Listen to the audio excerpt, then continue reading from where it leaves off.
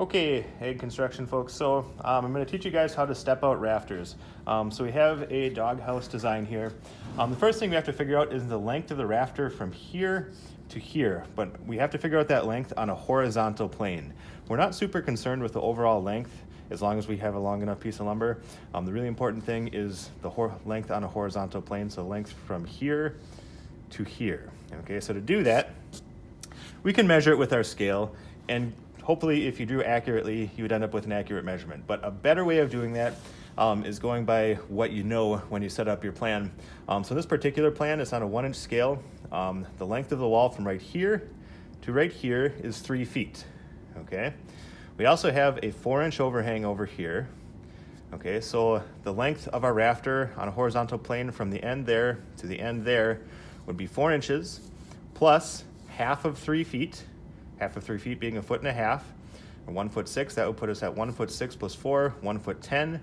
But then we subtract half of the width of the ridge plate, so 3/4 of an inch, which would put us at 1'9" and 1/4 inch. So 1'9" and 1/4 inch. Okay, so that is the figure that we have to have, and we have a 4-inch overhang. So those are things that we have to know. And when you're making stuff, I like to just write wherever I have, something handy. So write it on your sawhorses, write it on your rafter, doesn't matter. Okay, we're gonna move the plan for right now, and then we're gonna step out the rafter on this board right here. When you're stepping out your rafters, this is what's called a common rafter. It's one of the rafters throughout the structure. It has a bird's mouth joint in it, and then the ends are both angled, and then the bottom edge will probably have the corner taken off of it. So to start out, we have to figure out what pitches this rafter is going to be. So what pitch is your roof? 1/6 or 12. 6/12. 6 and 12? Okay, so 6 and 12. And what that means on our rafter square here, so we find 6 and we find 12. So we have the 6 over here and we have a 12 over here. And to start figuring out, to make our first line, we put our 6 mark right here in the corner, and we put our 12 mark over here right over the edge. Okay, so 12 mark is lined up on the edge. The 6 mark is lined up on the edge right on the end as well. Okay, and what we do, we go ahead and we draw a line, and then we draw another line, just tracing inside. And I like to put a vertical line right at the 12 because with the kind of rounded over corner on boards, that helps with accuracy. Okay, so we have right there 1 foot from this line to that mark on a horizontal plane. Okay, and again, we're going for 1'9" and 1/4. Okay, so this is our bottom end right here. Okay, what's our rafter tail.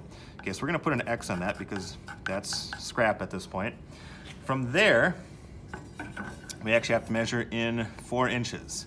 Okay, and if I put it right on the line that I just had again, the 4 is right here. It's almost on the 2x4. You can come down a little bit, keeping this line parallel. Okay, so go ahead and do that. Okay, and then all you have to do, transfer your square up here, line up your square to this line you just made and this mark you just made, and we're gonna make a square line right there. Okay, and we're gonna draw that just like that. I'll get my hand out of the way so you can see. So that's 4 inches from the end. That's the amount of overhang we want to have. Okay, the next thing we're going to do, we want to have 1.5 inches, or the thickness of your double top plate, notched in vertically. So again, it's going to be vertical this way. So we're going to measure up 1.5 inches with our square from this edge and make a mark. So 1.5 inches right here. Okay, and keeping our square on this line to make it nice and square. You can also gauge against this one, just sight it against that one. We're gonna go until we come off the edge there. And that's gonna be our bird's mouth joint. So we're gonna cut that out. We'll put a big X in it so we know we're gonna get rid of that. So that's where it's gonna hang over on the edge of the wall. Okay, so we have a rafter tail, our bird's mouth joint. One other thing that we're gonna do, on this particular structure, we're going to make we're gonna use a 1x4 for fascia, so it's 3.5 inches tall. So we're gonna come down from the top, measure 3.5 inches, and then we're gonna make a squared off corner on the bottom. So 3.5 inches, so we have our 3.5 mark right there, lining up with the edge. So we're gonna cut off this little tiny bit on the bottom, so that way our fascia and soffit will join together real nice on that. And that cut is dependent upon the type of fascia that you're using. A 1x4 fascia is pretty common, but that can vary depending upon the kind of fascia that you're going to use. Okay, so at this point, we have our rafter tail done, our bottom cut off, our bird's mouth joint made, and we'll go through the rafter, and you can use like rafter straps too to hold the rafter on. From there then, we have to get our extra 9 1/4 inches, because remember, we have 1 foot 9 1/4 total, okay? So, from here to here, we have a foot, so we need 9 1/4 more inches. So all we do is we step out another foot, okay? So again, this is a 6/12, so we put our 6 on this mark we just made, and then we put our 12, lining it up with the edge over here, and we draw some more marks just like we did before. These are kind of more reference lines than anything. Do make another mark at the 12 if you can, but because we're only going 9 1/4, we're also going to make a mark at 9 1/4. So 9 1/4 right here. We'll make that mark, and that's actually where we're going to make our cut, okay?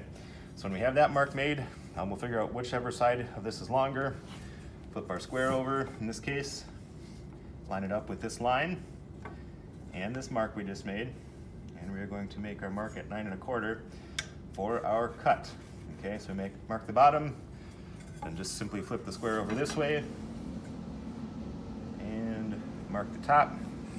And as long as you squared it up reasonably good, that should be one nice straight line. You can put your square in it just to be sure. And then this here is all scrap, so put some X's in it so you know that you're gonna get rid of it, okay? So when you get done, you're gonna cut here. That's gonna be the top of your rafter. You're gonna cut here, it's the bottom of your rafter. Take off the corner, cut your bird's mouth joint, and you have your common rafter template. So that is the whole idea behind making rafters. If you do have gable end rafters, you can use the same template, you just won't be putting a bird's mouth joint in it. So just cut it here and here, take off the end. If you have other types of rafters, we'll have to make another video of things like hip rafters and stuff like that. One other possibility of same things you'll have to do is make a notch in this for a lookout. And that really depends upon where you are at. This would be for your gable end rafter, not for the fly rafter, which is the rafter that sticks over. It's the very last rafter if you have gable end overhang. And the lookout would just be 1.5 inches by 3 inches by 1.5 inches, placed however high up you want your lookout board. So that would be notched in there for that to go in. This particular plan didn't have that, so we didn't draw it in. Hopefully this video was helpful. If you have any questions, please let me know. Bye.